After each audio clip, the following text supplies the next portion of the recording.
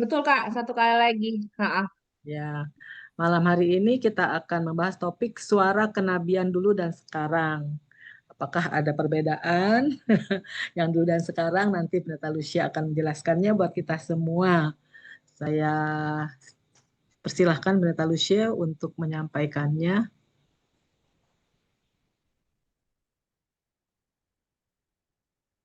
Iya, baik.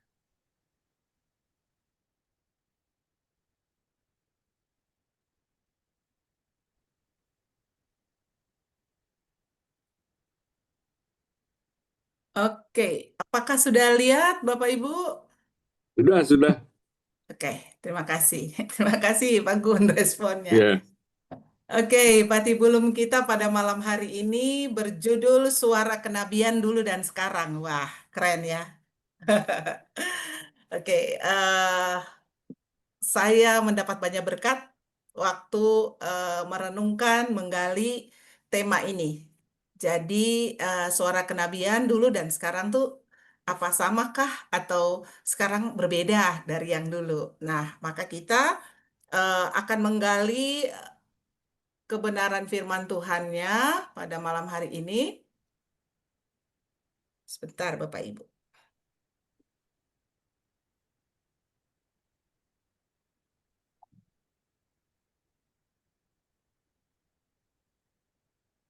Oke. Eh, saya buat slide dan kita akan pindah ke slide berikut. Saya buat pengantar.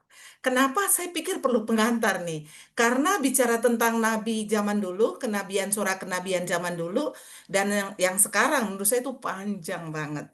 Jadi supaya bagian ini jelas, kemudian ide-ide suara kenabian pada zaman dulu dan sekarang bisa semua masuk.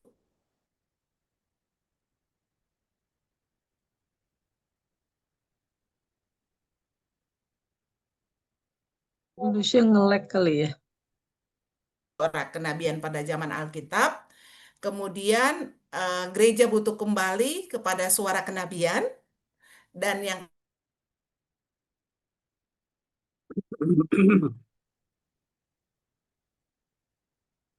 Ya, ini hilang-hilang Ya signalnya. Bu, Pendeta Lucia freeze ya. Ini 2 kali ya nge-lag ya. Ya freeze. Kita tunggu sebentar ya. Mm-mm. Kalau boleh mohon sih Pendeta Lucia videonya ditutup aja. Nah, hilang, sekarang hilang. Nah, hilang malah. Mungkin signalnya kali ya.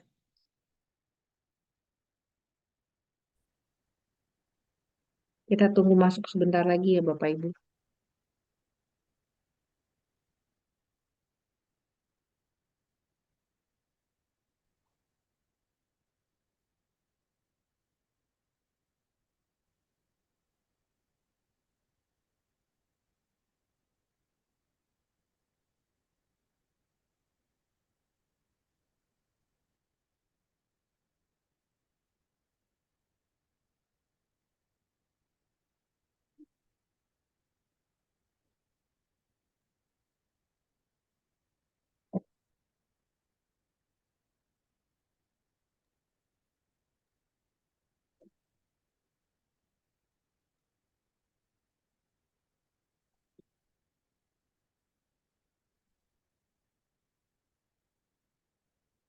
Lupa Lucia.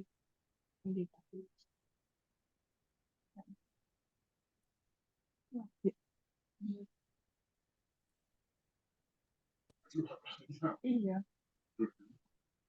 memang nggak ada suara. Iya, sudah kelihatan Pak.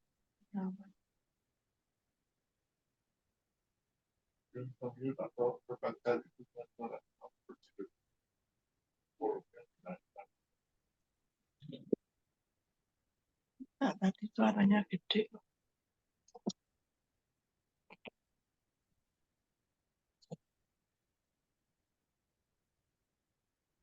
Bentar.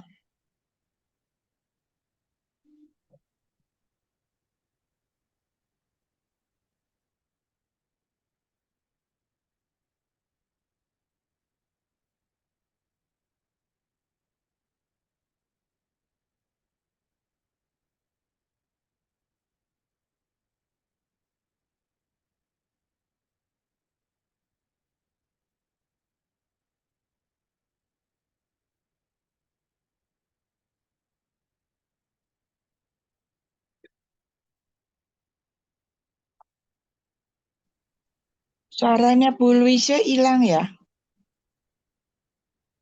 Keluar Fotonya sebentar juga Bu ini. hilang. Iya, Oh, Oh iya. iya. Kok masih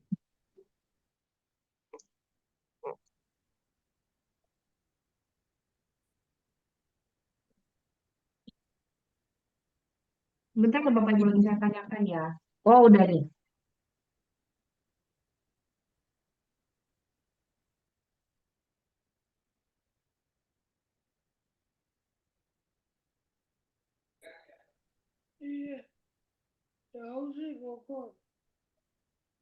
Selamat malam Bapak Ibu, maaf ini. Selamat malam. Ya, selamat malam, malam, Bu Tante Lucia. Ya, Lucia? saya ulangi ya Bapak Ibu. Iya, Malam, iya. malam, malam. Iya. Waduh, tiba-tiba gangguan karena hujan di sini. Oh, iya, iya. Mental tiba-tiba, Bu Lucia. Iya, betul. Iya. Oke. Iya, saya ulangi. Tema kita seperti tadi, suara kenabian dulu dan sekarang. Nah, saya ke pengantar dulu, Bapak Ibu. Jadi, saya dalam pengantar ini, saya fokus pada 3 hal aja gitu dalam penjelasannya, supaya kita dapat inti atau kerikma dari tema pada malam hari ini. Pertama, suara kenabian pada zaman Alkitab. Saya akan mengulas itu. Kemudian yang kedua, gereja butuh kembali kepada suara kenabian. Kemudian yang ketiga, siapa sebenarnya nabi itu pada zaman sekarang gitu loh. Kita mau mau katakan oh pendeta atau majelis atau seluruh jemaat nanti setelah kita renungkan bagian ini.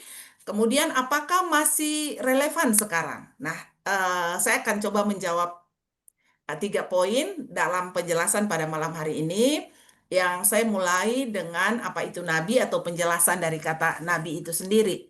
Jadi karena Alkitab kita ditulis dalam bahasa Ibrani dan juga bahasa Yunani, maka pengertian nabi dalam bahasa Ibrani itu nabi saya udah berikan tanda koma karena terjemahan bahasa Yunani Ibrani untuk B itu bisa juga V. Jadi satu konsonan dengan bisa dua gitu satu AA. Jadi dari kata Ibrani nabi tanda kutip atau navi. Orang yang dipanggil berbicara bagi Tuhan. Jadi nabi itu orang yang dipanggil berbicara bagi Tuhan. Sedangkan dari kata Yunani propetes, orang yang berbicara atas nama Tuhan, sehingga nabi itu adalah juru bicara Tuhan bagi umatnya.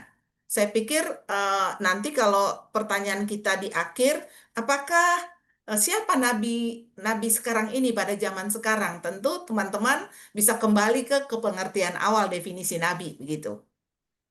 Kemudian bicara tentang nabi, saya mengangkat Musa. Kenapa Musa?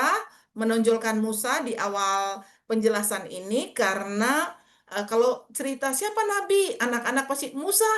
Nabi Musa itu nabi yang sangat terkenal terkenal dan kita juga pasti hafal siapa Nabi Musa. Nah, Keluaran pasal 3 ayat 1 sampai 12 berbicara tentang Musa itu dipanggil oleh Tuhan menjadi nabi. Poin pertama, Allah yang memanggil Musa di waktu yang tepat. Bagi Musa sih nggak tepat, karena kalau kita lihat percakapan Musa dengan Tuhan kan Musa berbicara, aduh aku nggak pandai bicara, jangan aku, yang pandai itu kan Harun gitu. Bagi Musa itu nggak tepat, tapi menurut Tuhan tepat memilih seorang Musa menjadi nabi. Kemudian panggilan Allah lahir dari belas kasihan umat yang tertindas.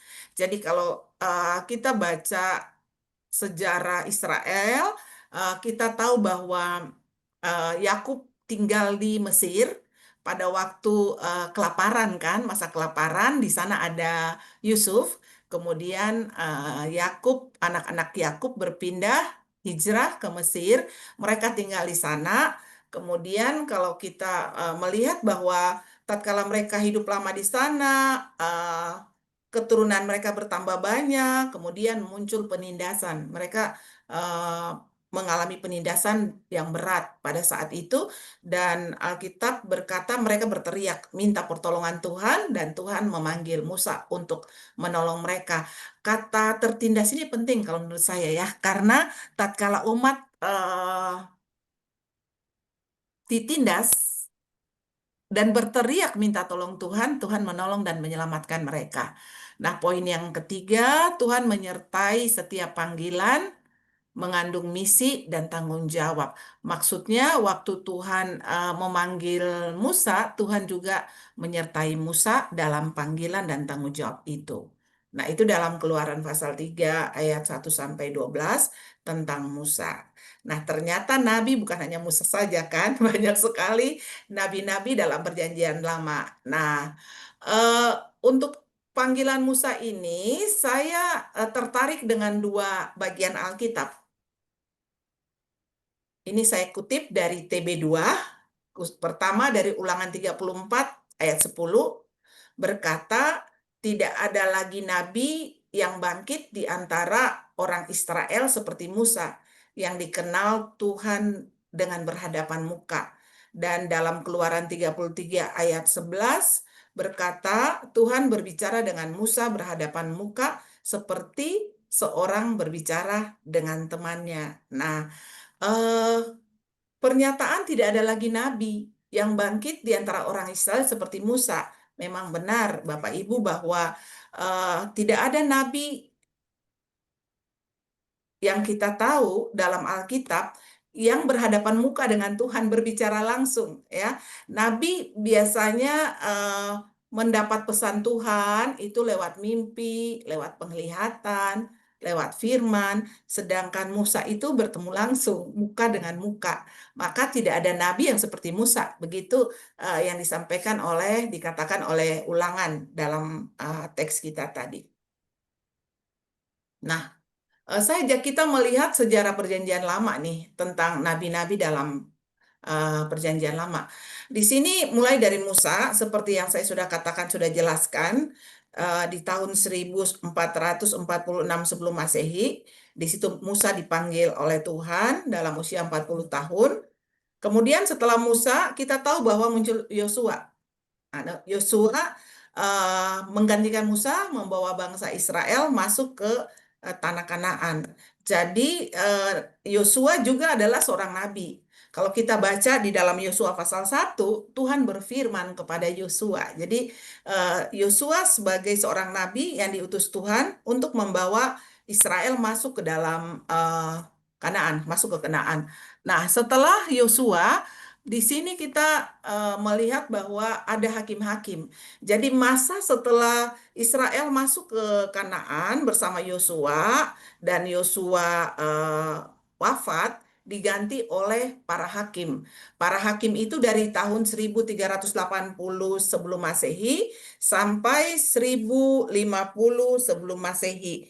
Jadi di masa hakim-hakim itu sebenarnya teman-teman, Bapak Ibu, ada beberapa orang yang berstatus ya sebagai hakim tetapi juga sebagai nabi. Nah, saya baca tuh dari Hakim-Hakim pasal 6 ayat 7 sampai 10, di situ disebutkan bahwa ada hakim-hakim yang tanpa nama, no name lah. Tuhan nabi, maaf. Tuhan mengutus seorang nabi tanpa nama, ada di Hakim-Hakim pasal 6 ayat 7 sampai 10, untuk menegur dosa Israel sebelum Tuhan memanggil Gideon. Jadi di hakim-hakim itu ada 3 orang nabi. Pertama NN, tidak bernama, yang saya sebutkan tertulis dalam Hakim-Hakim pasal 6 ayat 7 sampai 10. Kemudian ada Deborah. Deborah itu selain sebagai hakim, dia juga seorang nabi perempuan. Tertulis dalam Hakim-Hakim pasal 4 sampai 5. Nah, di sana Deborah sebagai pemimpin, tetapi dia juga sebagai nabi yang menyampaikan pesan Tuhan atau menjadi penyambung lidah Allah kepada umat Israel di dalam masa-masa di dalam masa-masa kehidupan pada saat itu waktu mereka sudah ada di Kanaan. Kemudian ada Samuel. Samuel itu nabi terakhir di masa hakim-hakim dan menuju masa raja-raja. Jadi masa akhir hakim-hakim itu ada seorang yang nabi bernama Samuel, dan Samuel juga sampai pada masa dari raja-raja, sehingga kita tahu bahwa Samuel pernah mengurapi Raja Saul pada saat itu. Nah, kira-kira seperti itu gambaran perjanjian lama tentang para hakim. Saya sengaja menampilkan ini supaya kita bisa membayangkan bahwa Musa membawa Israel keluar dari Mesir, kemudian Yosua membawa Israel masuk ke Kanaan, Musa wafat, dan di Kanaan itu Yosua satu-satunya seorang nabi. Setelah itu masuk dalam masa hakim-hakim, di mana muncul hakim-hakim dan juga nabi yang saya sebutkan tadi. Ada nabi yang tanpa nama, kemudian ada Deborah dan ada Samuel, 3, dan masuk pada zaman raja-raja yang penuh atau banyak sekali cerita tentang para nabi. Kira-kira seperti itu. Sebelum kita masuk dalam masa raja-raja yang penuh dengan cerita para nabi, kisah-kisah mereka dibukukan. Kalau sebelumnya kita nggak pernah baca kisah atau ajaran nubuat yang dibukukan. Itu setelah masa hakim-hakim dan masuk dalam masa kerajaan, muncul nabi-nabi yang telah mengumpulkan ajaran-ajaran nubuat seperti yang kita lihat di dalam Alkitab. Nah, sebelum kita masuk di situ, Bapak Ibu, ada satu masa yang senyap ya. Masa saya sebut masa senyap itu kurang lebih 400 tahun. Jadi dari Maleaki sampai ke Yohanes Pembaptis tidak ada lagi nabi yang berbicara. Artinya silent, masa silent, Tuhan tuh diam. Kadang saya berpikir mengapa justru pada saat itu Tuhan diam. Banyak pendapat ya, banyak ahli yang mengatakan bahwa pada masa silent atau Tuhan diam atau Tuhan tidak bicara lagi melalui perantaraan para nabi karena ada hukum-hukum Taurat yang sudah diberikan kepada bangsa Israel untuk mereka pelajari. Ada juga pendapat yang mengatakan soalnya bangsa Israel malas mendengar. Akhirnya Tuhan diam dan Tuhan tidak berbicara sampai kedatangan Yohanes Pembaptis yang membawa kabar sukacita dengan hadirnya seorang Mesias. Nah, kira-kira seperti itu. Nah, jadi ada masa gelap di mana nabi nggak ada lagi. Dari Maleaki sampai ke masa Yohanes Pembaptis lahir.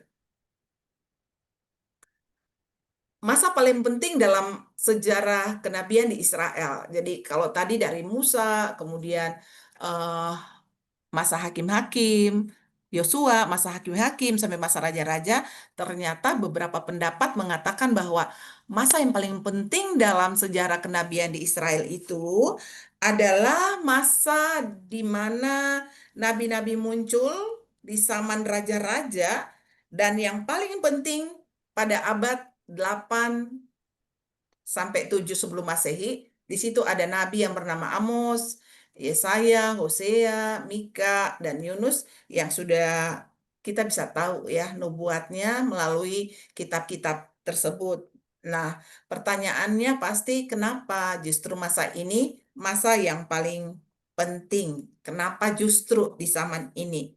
Jadi jawabannya adalah nabi menjadi suara Allah di tengah kekuasaan manusia. Jadi pada saat itu manusia sangat menonjolkan kuasanya, kemudian munculnya nabi itu membawa suara Allah dalam kerajaan atau dalam pemerintahan pada saat itu. Yang kedua, nabi menjaga ketaatan bangsa Israel kepada hukum Taurat yang sudah diberikan oleh Tuhan. Nabi juga menunjukkan kuasa sejati bukan pada raja, tetapi pada manusia, pada Tuhan. Nah, Nabi juga menjelaskan bahwa sejarah bangsa harus dilihat dari berbagai sudut dan harus juga raja atau kerajaan pada saat itu harus memperhatikan kehidupan mereka, di mana tatkala mereka mengalami kekalahan, kelaparan, pembuangan, itu bukan sesuatu yang kebetulan, tetapi itu akibat dari keberdosaan mereka atau akibat dari mereka tidak setia, menyimpang dari Tuhan.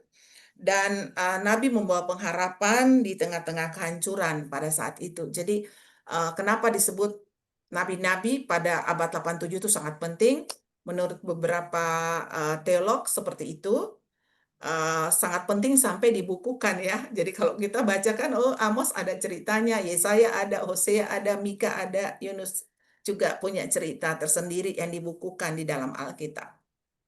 Nah, kemudian karena itu penting, maka saya lebih fokus nih mengkerucut dikritik Nabi Amos atau nabi-nabi yang saya sebutkan tadi. Ada Yesaya, ada Mika, ada Amos, ada Yunus. Nah, saya pilih satu dari yang kesekian itu Amos. Kenapa saya pilih Amos? Amos ini kritiknya tuh luar biasa pada zaman itu, pada abad 8 dan 7 sebelum Masehi. Nah, pertama tuh Amos berbicara mengkritik situasi politik pada saat itu. Nah, kalau kita baca dari Amos pasal 5 ayat 10, saya baca ayatnya. Di situ Amos katakan mereka membenci orang yang memberi teguran di pintu gerbang dan mereka muak terhadap orang yang berkata jujur.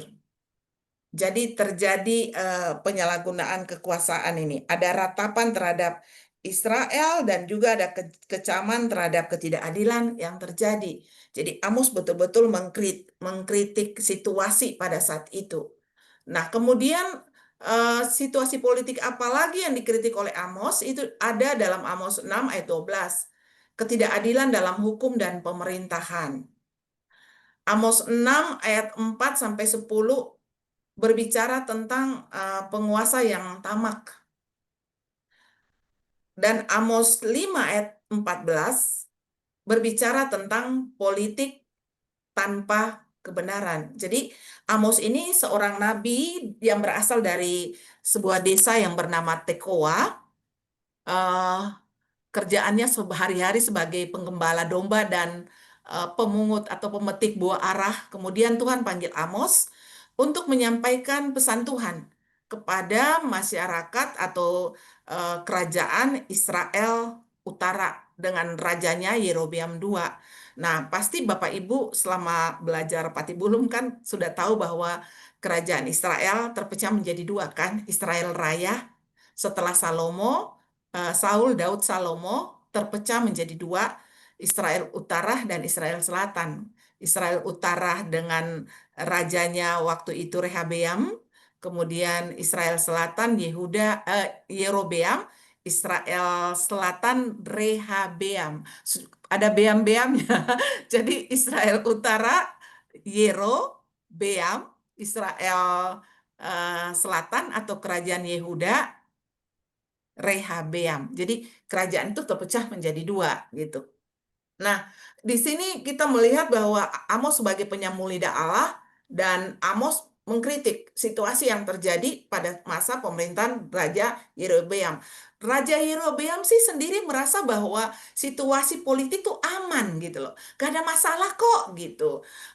Ia juga melakukan berbagai macam pembangunan di kerajaan Israel Utara itu seperti jalan, gedung, dan sebagainya. Tetapi Amos melihat bahwa, oh, ini masalah keamanan atau nyaman ini hanya dirasakan oleh segelintir orang. Sementara rakyat kecil justru tidak mengalami situasi itu. Sehingga Amos mengkritik situasi politik pada saat itu.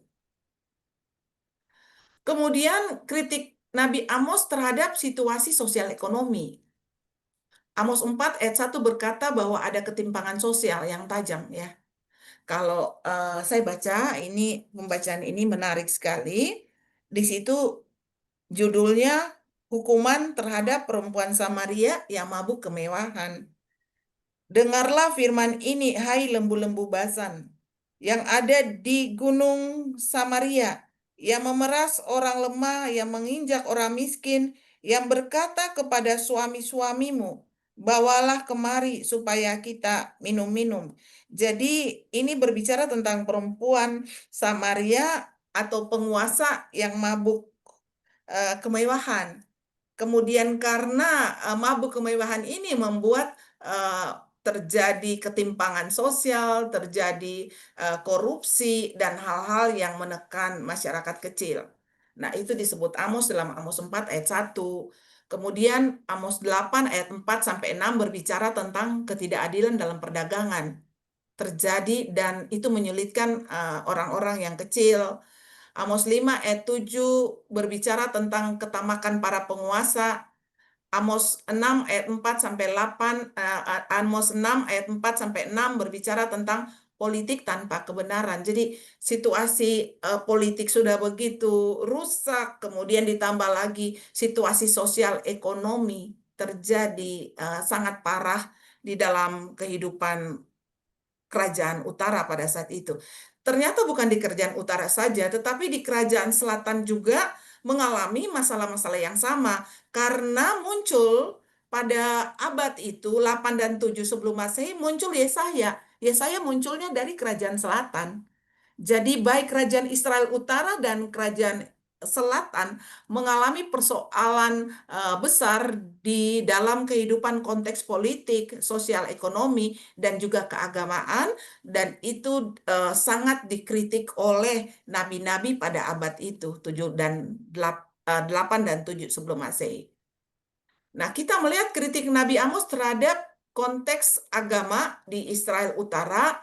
Amos 5 ayat 21 itu, agama menjadi seremonial tanpa hati. Bapak Ibu yang bawa Alkitab, di dekat Bapak Ibu ada Alkitab, bisa dibuka itu. Di Amos pasal 5 ayat 21 sampai 25, itu judulnya Ibadah Israel Dibenci Tuhan. Menurut kita kalau ibadah tuh kan Tuhan senang kan? Wah, Tuhan senang nih kalau pati bulung kan gitu ya. Tuhan senang nih kalau kita rajin kebaktian, rajin ibadah. Tapi pada abad itu Amos katakan ibadah Israel justru dibenci oleh Tuhan. Ada apa dengan ibadah pada saat itu? Nah, kalau kita baca dari ayat 21 sampai 27, kita melihat bahwa di situ ada 7 istilah penolakan yang disampaikan Amos atas nama Tuhan. Di ayat 21 berkata, aku membenci, aku ini kan Tuhan. Aku membenci, aku menghina perayaanmu, dan aku tidak menyukai perkumpulan rayamu. Aku benci, aku menghina, aku tidak menyukai. Ayat 22, meskipun kamu mempersembahkan kepadaku kurban-kurban bakaran dan kurban-kurban sajianmu, aku tidak suka. Dan kurban-kurban keselamatanmu berupa ternak yang tambun tidak mau aku pandang. Jauhkanlah dariku keramaian nyanyian-nyanyian. Lagu gambusmu tidak akan kudengar. Nah, sebenarnya ada apa gitu kan? Kalau kita baca seperti ini kan kelihatannya ngeri ya. Kalau Tuhan sampai menolak ibadah Israel. Padahal yang kita tahu kan ibadah Israel itu dipersiapkan luar biasa loh. Ini ada nyanyian-nyanyian, perkumpulan raya, ada persembahan korban bakaran, korban sajian, korban keselamatan dari hewan-hewan yang tambun. Tapi kenapa Tuhan gak suka? Ternyata akarnya dalam kehidupan sosial, ekonomi, masyarakat pada saat itu. Nah, Tuhan berkata melalui Amos, tetapi hendaklah keadilan bergulung-gulung seperti air dan kebenaran seperti sungai yang selalu mengalir. Jadi Tuhan melalui Amos mengkritik ibadah yang sifatnya formalitas. Karena ibadah itu tidak mengalir sampai dalam kehidupan nyata. Saya kalau ingat dalam kebaktian minggu selalu kan ada sebelum pendeta padamkan lilin, pulanglah dan lakukanlah gitu ya. Artinya jangan sampai melupakan ibadah keseharian gitu. Yang dalam bentuk praktek dari apa yang sudah kita dengar kan, lewat kebaktian, lewat firman yang dibaca, kita diminta untuk melakukan apa yang sudah kita dengar. Nah, kenyataan pada saat itu tidak seperti itu. Artinya muncul ibadah yang sifatnya formalitas belaka. Sementara dalam kehidupan sosial ekonomi, orang kuat menindas orang lemah. Hak-hak para janda dimanipulasi. Dan juga kehidupan sosial ekonomi yang lain. Jadi kalau kita baca seluruh kitab Amos ini penuh dengan kritik yang sangat besar. Nah, Amos 5 ayat 26, ada juga terjadi penyembahan berhala yang terselubung. Artinya raja pada saat itu dan juga umat Israel di kerajaan utara, mereka melakukan atau terlibat dalam sinkritisme, penyembahan-penyembahan berhala. Dan itu Allah tidak menyukai itu. Kemudian di Amos pasal 7 ayat 11-12, kepemimpinan rohani yang munafik itu. Artinya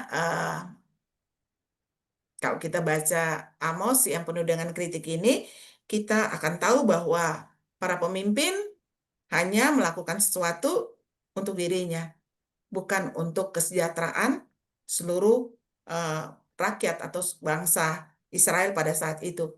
Padahal konteks seseorang dipilih sebagai pemimpin atau sebagai raja adalah untuk menghadirkan shalom bagi seluruh masyarakat. Karena kita tahu bahwa pemerintahan Israel awalnya kan teokrasi, Allah yang memerintahkan. Waktu Tuhan menuntun mereka lewat tiang awan, tiang api, kemudian mereka tiba di Kanaan, mereka melihat orang-orang bangsa-bangsa asing memiliki raja, kemudian mereka minta raja kan pada saat itu. Akhirnya Tuhan berikan mereka raja. Dan lewat pemerintahan raja diharapkan bahwa shalom atau kebenaran Allah itu bisa diteruskan dengan baik kepada seluruh rakyat Israel pada saat itu. Khususnya Israel Utara, kalau kita bicara Amos, dan untuk Israel atau Kerajaan Selatan, Yehuda, di sana ada Mika dan juga ada Yesaya. Nah, sekarang suara kenabian zaman sekarang. Wah, saya cukup bergetar memikirkan ini ya, suara kenabian zaman sekarang nih seperti apa? Apakah suara kenabian itu masih ada atau sudah perlahan-lahan redup? Saya katakan masih ada. Oke, kita lihat siapakah nabi pada zaman ini. Nabi pada zaman ini gereja. Gereja Tuhan panggil dan Tuhan utus. Bicara gereja kan bukan bicara gedung ya. Gereja adalah orang-orang percaya kepada Tuhan dan juga para pemimpin. Jadi kita adalah nabi. Nanti bagaimana nabinya ya mungkin dalam diskusi.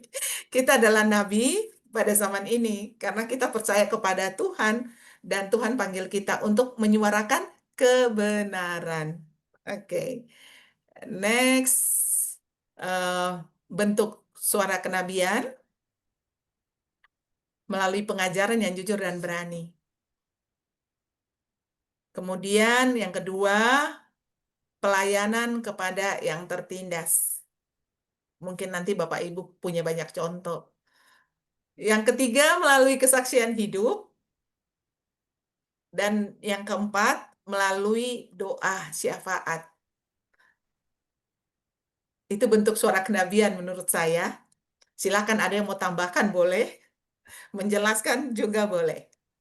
Kemudian tantangan. Tentu ini penuh dengan tantangan. Kenapa? Karena dunia lebih menyukai hiburan daripada suara kebenaran. Kalau nonton kita bisa, mata ini bisa ini ya, bisa tidak melek gitu. Bisa Kuat. bertahan berjam-jam. Tapi coba baca firman Tuhan, kok baru satu ayat udah Ngantuk. Yang gemar bola tuh pasti tahu nonton bola, bisa sampai subuh. Tapi kalau kebaktian, waduh, kok lama banget ya.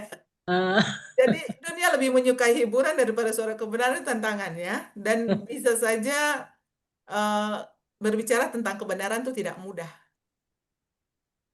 bisa salah tafsir.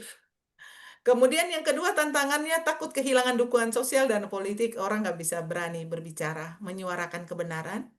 Yang ketiga tergoda untuk diam demi kenyamanan. yes. Menurut saya segitu aja dulu. Silakan Kak Rini memimpin Terima kita dalam kasih. diskusi. Terima kasih Pendeta Lucia untuk penjelasannya. Yang berat ini yang terakhir ya, Pendeta Lucia ya. Aduh, sebagai nabi-nabi zaman now katanya ya Bu ya. Iya, Ya, Nabi zaman now. jadi semua kita Silakan Bapak Ibu yang mau ya, tambahkan, mau nanya, mau apa saja boleh. sharing atau mau sharing tentang apa suara kenabian zaman sekarang. Kita semua nih nabi-nabi ya sebenarnya Pendeta Ini Lucia. Nabi yang ngomong nih. Tapi kayaknya pendeta aja deh ke Pendeta Lucia. Salah ya, mestinya semuanya ya, gereja itu adalah kita orangnya ya, Pendeta Lucia harus menyatakan kebenaran dan berani katanya. Gimana nih Bapak Ibu, silahkan sharing untuk memperkaya nih apa bacaan kita dari Amos tadi, Nabi zaman dulu, juga Nabi zaman sekarang yang kita semua menjadi tanggung jawab bersama. Silakan.